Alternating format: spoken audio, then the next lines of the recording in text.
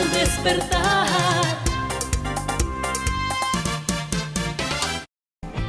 El hogar refleja los sentimientos y emociones que abriga el corazón.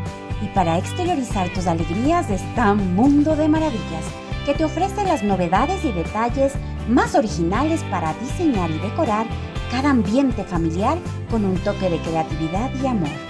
La delicadeza y sentido del regalo, la finura y elegancia del adorno, la espiritualidad y empatía de la figura, el gusto y la estética de la decoración están esperando por ti en Mundo de Maravillas. La variedad, los precios, la calidad, la atención personalizada, las promociones y los regalos marcan la diferencia y legitimidad de Mundo de Maravillas, en sus 4 locales ubicados en Quito y Los Valles. Hola Galo, hola Cristina, buenos días en Al Despertar de GAFA TV Ecuador. Estamos esta mañana con una nueva entrevista. Vamos a hablar sobre un tema importante, sensible y preocupante, que es el asunto del aborto por violación. Una ley que entró en vigencia el pasado día sábado, víspera del 1 de mayo. Hemos invitado al doctor Javier Maldonado. Él es docente universitario, es médico familiar y también miembro de la Asociación Latinoamericana de Medicina Social. Doctor Maldonado, gracias por asistir a este diálogo. Un buen día. Usted como médico, me imagino como padre de familia, como docente y está vinculado con la sociedad. ¿Cuál es su primera impresión? ¿Cuál es su primera lectura de lo que está pasando y de lo que ha pasado con esta ley que el gobierno nacional lo vetó totalmente y luego lo publicó conforme su religiosidad y conforme su capricho? Buenos días y a todos los televidentes, los radioescuchas. Y bueno, lo que puedo decir es eso, ¿no? Tengo el mismo sentimiento de frustración al ver que hemos retrocedido. Creo que si bien la ley que se había planteado desde la Asamblea tenía ciertas cosas que podían ser perfectibles o mejor, pues nada, con el veto y con la jugarreta que se hizo, pues nada, perdimos lo poco que se había ganado. Supongo que ahora tendremos que empezar a apelar a la Corte Constitucional, porque creo yo que la ley con los vetos como está no invoca el sentimiento o la esencia de la sentencia de la Corte. Y en todo caso, incluso no se hizo caso a la Corte, pues, y se lo manoseó tanto en el Ejecutivo como en el Legislativo esta ley. ¿Cuál pueden ser los efectos? ¿Cuáles pueden ser lo nocivo que pueda provocar esta ley que se ha aprobado conforme el criterio y el sentimiento del presidente? Porque el presidente tiene todo el derecho de tener su religiosidad, su privacidad, pero él es presidente de 17 millones de ecuatorianos. Sí, antes de responderle, me quedo con esta última. Francia, nadie podrá decir que no tiene un gobierno de derecha, marcadamente, claro, de derecha, y hace poco, o 2 o 3 meses, aprobó que se pueda vender un fármaco para abortar en caso de violación, solamente mediado incluso por una consulta telefónica, una teleconferencia, o sea, una teleconsulta. Es decir, no podemos interponer creencias personales en el ejercicio público, ¿sí? Francia es un país, es un ejemplo claro. Ahora, viendo al otro, ¿qué va a suceder? Lo que ha venido pasando más o menos desde la vigencia del COIP, se seguirá criminalizando a las mujeres, se seguirá criminalizando a las niñas, se seguirá manteniendo abortos clandestinos. Las niñas y las mujeres que han sido violentadas seguirán muriendo por causa del aborto, ¿no? O sea, de un aborto clandestino, por una lucha antiderechos liderada por el presidente y un montón de, digamos, de creencias religiosas, ¿no? Doctor Maldonado, usted nombró a Francia, ahora yo le nombro a Nueva York, Estados Unidos. Ahora mismo ya hay manifestaciones de millones de estadounidenses por el asunto de que el Tribunal de la Suprema de Estados Unidos podría eliminar el permiso al aborto, ¿verdad? Estamos retrocediendo no solo en el Ecuador, sino en el mundo. 50 años. Lo que está pasando o que podría pasar en Estados Unidos es un retroceso de 50 años. Es increíble, ¿sí? Cuando Colombia está mucho más avanzado, cuando Inglaterra tiene, digamos, una permisión para abortar hasta la semana 24, ¿sí? O sea, digamos, qué pena que países como el nuestro, como Estados Unidos, como otros, vayan hacia atrás en el tema de derechos, ¿no? Y en el tema de salud pública, porque es ambos, ¿no? Seguirán muriéndose las niñas. Más o menos al año en Ecuador, alrededor de 2.000 mujeres menores de 14 años son madres, ¿sí? ¿Y qué Eso pasa es violación. ¿Y qué pasa con eso de bajar la temporalidad a 12 semanas? Y también eso de que tiene que haber un reporte, una denuncia, un sinnúmero de, llamémosle, de trabas o requisitos para que una mujer adolescente, citadina, urbana o cualquier mujer que ha sido violentada, que ha sido violada, no pueda decidir sobre el asunto de su cuerpo. Yo creo que ahí se quedaron en un debate, la palabra, un debate innecesario. Mira, en Colombia, no sé, pues estuve revisando un poco estadísticas, entre el 90 y el 95%, según la serie, de mujeres abortan antes de las 12 semanas, alrededor de las 12 semanas. Como le decía, en Inglaterra, hace 50 años, hace más de 50 años, se aprobó hasta la semana 24. ¿Por qué la semana 24? Porque es un corte técnico. Antes de la semana 24 no hay autonomía de vida. O sea, sale un producto de 24 semanas, no puede vivir. Entonces, técnicamente se aceptó eso como un corte.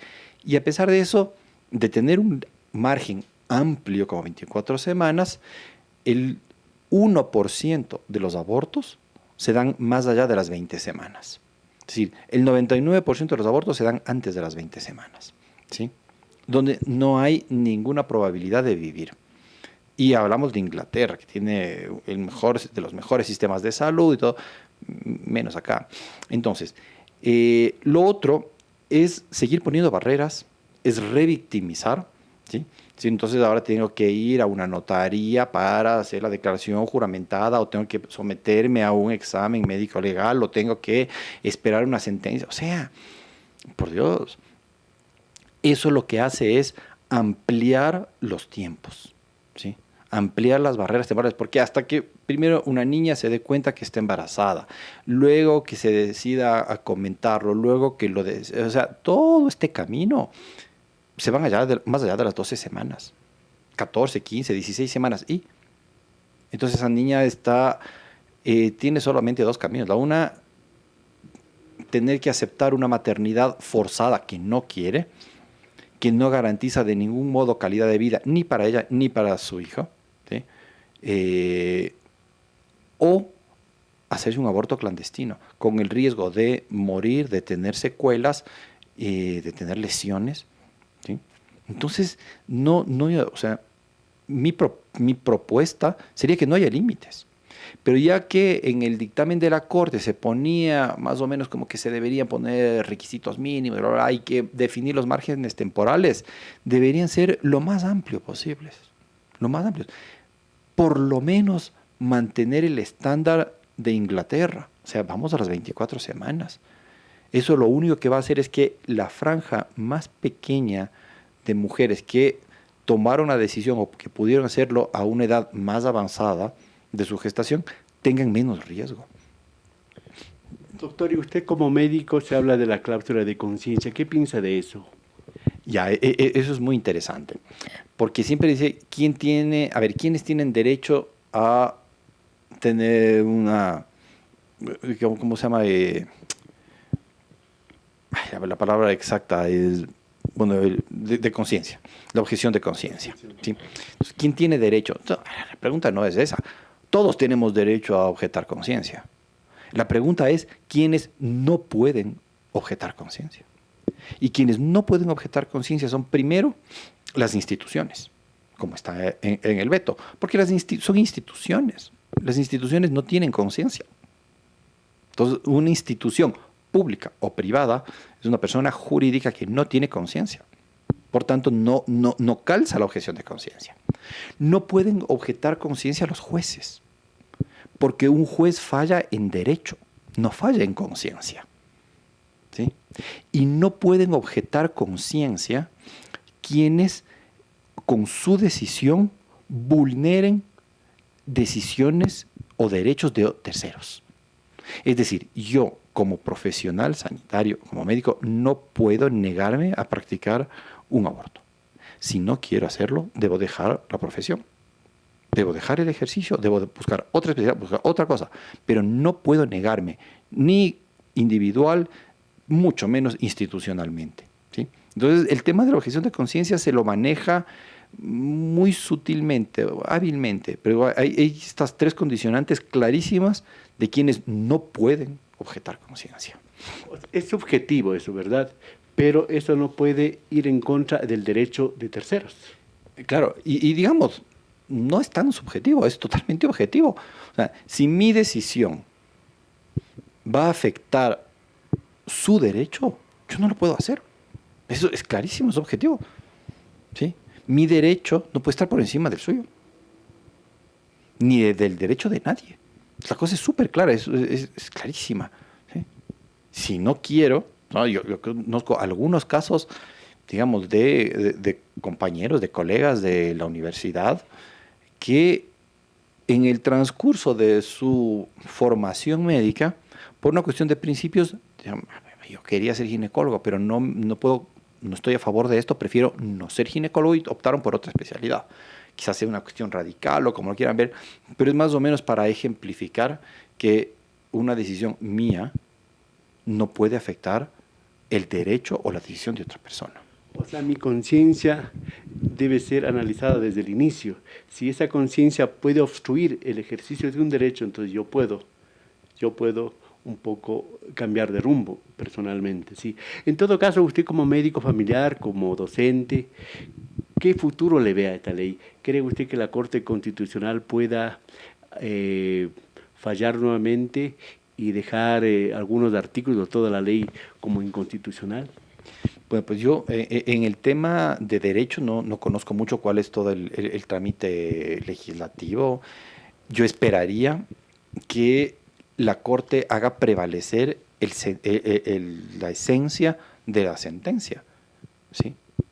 Y que no se allane a lo que dice el veto presidencial, que es un veto como está claramente en los vetos, a los considerandos, desde su moralidad, desde su punto de vista, ¿sí? Entonces, yo creo que el siguiente paso va a ser apelar a la Corte Constitucional para que quede, digamos, quede sin efecto a esta ley y se pida de nuevo que se hagan bien las cosas, porque el veto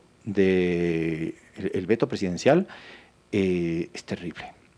Doctor, para terminar, hipotéticamente, si el señor presidente de la República estuviese aquí y amigablemente, y usted como profesional, ¿qué le diría usted al señor presidente Guillermo Lasso en este tema concreto? Que deje de lado sus creencias, que él es el presidente de un país, no de una familia, no de su familia, no de sus creencias, que deje de lado eso, que siga el ejemplo de otros mandatarios que lo hacen, que siga el ejemplo de otros países que lo están haciendo y que están garantizando la vida y el derecho de las mujeres. ¿Sí? El presidente dijo en su discurso que él y la esposa iban a ser los padres adoptivos de esos niños. Chévere, yo quisiera, se me ocurre, ¿por qué no convocamos pues a las 2.000 niñas menores de 14 años violadas que son madres por año, a que todas vayan a Carondelet que les dé el apellido y les mantenga? Si es que realmente él va a ser el padre de todas las 2.000 niñas. Eso le diría. ¿Usted le va a mantener a las 2.000 niñas violadas, obligadas a ser madres a la fuerza? Sí. Gracias al doctor Javier Maldonado, médico familiar, docente universitario y miembro de la Alianza Latinoamericana de Medicina Social, por haber comparecido aquí en la entrevista de Al Despertar de GAFA TV Ecuador. Un tema sensible, un tema realmente que hay que tomarle con mucha seriedad y con mucha responsabilidad. Señoras y señores, esta ha sido la entrevista de hoy. Adelante, Galo y Cristina. Buen día. Panadería y Pastelería La Unión comparte la mesa de las familias quiteñas y ecuatorianas con amor, solidaridad, calidad y precios accesibles. 34 años deleitando los paladares de chicos y grandes con variedad de panes, tortas y pasteles. La Unión es tradición de sabor, sello de garantía, calidez de servicio y ambiente laboral de respeto. Les esperamos en Panadería y Pastelería La Unión para juntos seguir horneando y saboreando el mejor pan nuestro de cada día. Al despertar.